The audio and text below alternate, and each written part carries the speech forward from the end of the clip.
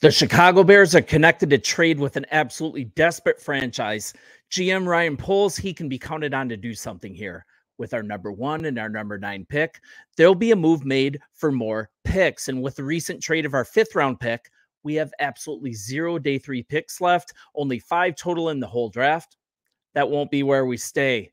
And with recent reports on the release of Russell Wilson and the absolutely awful salary cap position the Denver Broncos find themselves in, they might be primed to be the trade partner that we're looking for.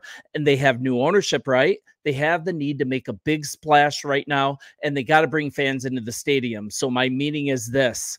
They are absolutely desperate for a quarterback now, and they have limited resources to sign a difference maker in free agency. They got to go to the draft. And what's up? This is Sports Talk Bears. I'm your host, Sean. Give us a subscribe. I would love to have you a part of this community. It's so much fun. So let's continue. Let's look at this from the perspective of the Chicago Bears. We need to do something. We need to not only draft a receiver desperately, but we also got to sign a free agent or two behind DJ Moore. And with Mooney, he's likely gone in free agency. Rumors are that he's going to Kansas City. I mean, the cupboard's bare. In Denver's current state, we could solve our number 3 receiver issue as well. And that's a minimum that we can do. There's tons of scenarios for the number 1 pick too, and I get that. We've talked about them here. But a trade scenario with the Denver Broncos, I think this is the one to pursue. So let's look at it.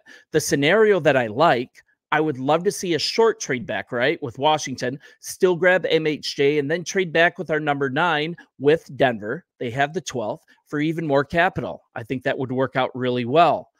If we do something different with our number 1, like trading it to the Giants at 6 or Atlanta at 8 for a bigger bounty, for example, Romo Dunze, he's an amazing choice and will still have the 9. That's a different conversation, but we know that there are pivots here, right? I want to talk about the 9th pick we have, so let's go forward with that. In trading the 9th pick down to their 12th, coming out of it with either Jerry Jeudy or Cortland Sutton, plus more picks, that is what I'd like to pursue. And my choice would be Sutton.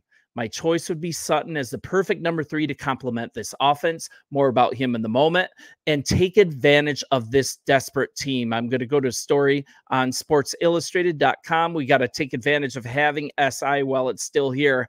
I think the player they like, it's JJ McCarthy out of Michigan. His draft stock, it's rocketing upward at the moment. You guys have heard this if you're paying attention. We've got a QB needy team. We've got a QB needy team, plus other teams dreaming of guys like Caleb, Drake May, Jaden Daniels. But the red hot name coming out of the combine at quarterback, it's actually McCarthy. ESPN's Field Yates, he explained during an appearance on the Dan Patrick Show that McCarthy's recent rise up draft boards, it partly stems from, and I quote, the fact that you've got a handful of teams that are all fishing in a very, very small pond right now. The Broncos are one of those teams, as they have moved on from quarterback Russell Wilson and seek their quarterback of the future this offseason. Draft analyst Bucky Brooks, he had something to say as well about this. Let me talk about what he has to say. He's well aware that McCarthy's rising for so many sound reasons. I mean, Brooks, he decreed that McCarthy is atop his list of 10 prospects who could rise during the pre-draft process. But to be honest, now that we're past the combine, it's already happening. And he's a fantastic fit with Denver. Here's what Bucky had to say, and I quote, if quarterbacks are judged by their wins, McCarthy, he should move to the front of the line thanks to his nearly perfect resume and as the leader of the Wolverines. The 6'3", 202-pounder, he finished his career with a 27-1 record and a national title while managing an offense that featured a smash mouth running game. Though he routinely played a complementary role, McCarthy had flashed intriguing skills as a dual threat playmaker, A+ arm talent, evolving pocket passing skills. So he's talking about the junior standout. He's saying he can make every throw in the book, but he needs more opportunities to show evaluators that he is deadly accurate and consistent with his ball placement. He's currently ranked number 5 among quarterbacks on his list of the top 5 prospects by position. And then Bucky finishes with, Given his limited experience, 28 career starts, and managerial approach with the Wolverines, his stock will rise or fall based on his chalk talk sessions and workouts leading up to the draft. So the reasons that I'm saying this, and this is how it stands right now before free agent quarterbacks are signed, you're looking at Atlanta, right? Denver, Minnesota, even the Raiders, multiple teams at about this spot in the draft, a potential need at quarterback in a really small pool of prospects, like Field Yates says. Whether we think it's a reach or not, Denver, they'll be looking for a quarterback, and they'll have very little money to sign one. I mean, Russell Wilson has a record dead cap hit. Denver, they got a bargain shop. They can't fill this need in free agency. They must do it in the draft. And Peyton, if you've been following him, he has shown that he's unafraid to trade up horizontally, trade up traditionally, not horizontally. That wouldn't be a good trade. He likes to trade up. His propensity to mortgage future drafts for present needs, paired with Mickey Loomis in New Orleans, right? They were gamblers. I mean, history speaks for itself there. McCarthy can fit into Peyton's offense, run heavy, mix of play action. If the Broncos somehow ended up with McCarthy, Peyton, he'll need to have patience in his development, and the Broncos will need to do a good job surrounding him with talent over time. This Wilson release and the dead cap hit money, it's going to force them into a rebuild, and that's going to mean they're going to make different decisions. If they have a rookie quarterback that they know is going to be a little bit of a project, but they also believe in him, one of these receivers at least is going to be available. So let's look at Courtland Sutton. I want to go on to this story on SI as well. Just a fantastic story. I mean, check it out. Let's look at him. So Denver cut Wilson before his extension officially kicked in. They ate up $85 million in dead cap in the process. Now, while some in Broncos country, they might be happy to see him leave, wide receiver Courtland Sutton, he doesn't feel that way. He's super upset at the move, and he's been vocal about it. Taking to social media, the former Pro Bowler, he first went to Instagram, writing that, quote, "We were on to something," in a story before deleting all of his ties to the Broncos on Twitter. That's telling. Courtland Sutton, he's upset with the state of the organization. Can we take advantage of this as the Chicago Bears? Can we do it? Can we work it to our advantage? I'm going to drop that story. So let's look at it.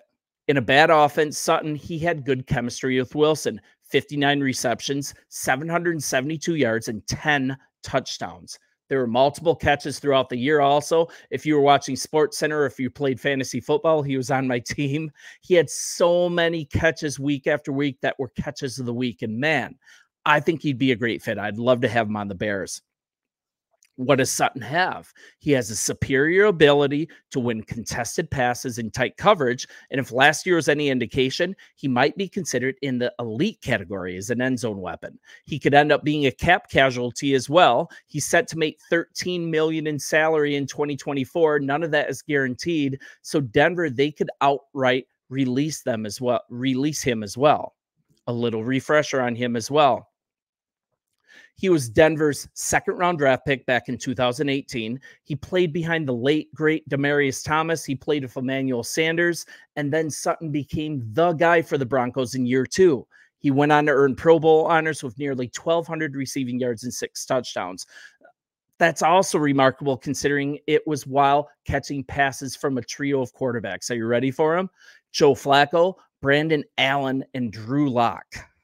That's not awesome. That's not stellar. He also suffered a torn ACL in week 2 the following year, so he missed nearly all of the 2020 campaign. He struggled to return to form in 2021, and in 2022, he wasn't quite right. And this past season, though, it felt like he'd finally earned back that bona fide playmaker profile that made him a household name in 2019. Granted, we look back, elite yardage, that wasn't there, but man, in an atypical Sean Payton offense, it still looked disjointed at times if you were watching, led by Wilson.